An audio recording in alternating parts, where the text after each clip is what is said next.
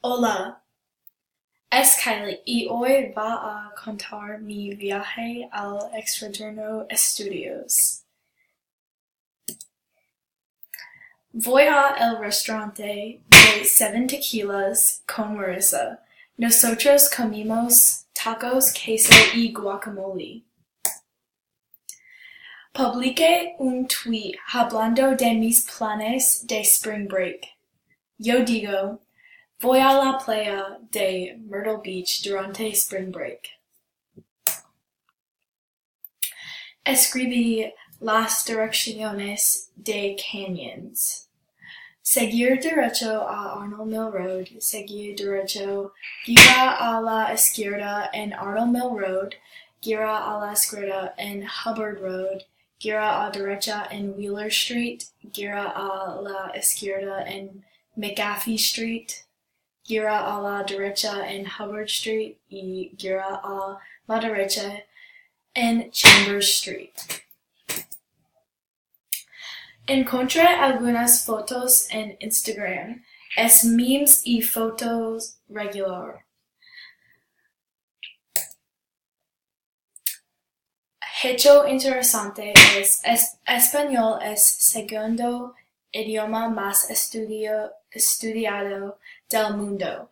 En 2010, el número de personas que estudian español como segunda lengua fue más de 20 millones. En 3 generaciones, el 20% del mundo será capaz de comunicarse en español.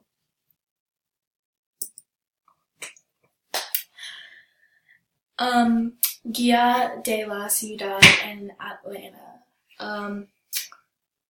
En Atlanta, mis lugares favoritos para visitar son Chick-fil-A, Coca-Cola y Aquarium.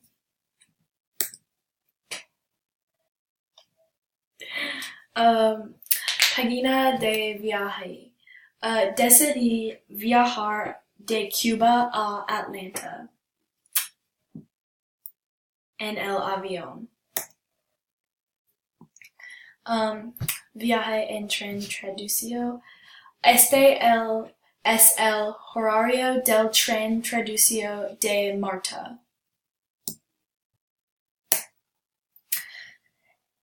En esta guía de viaje algunos lugares para visitar fueron Botanical Gardens, Centennial Olympic Park y Atlanta History Center. Finalmente, descargado una canción llamada Baila, Baila, Baila. Y fue bueno porque sabía algunas palabras. Adiós.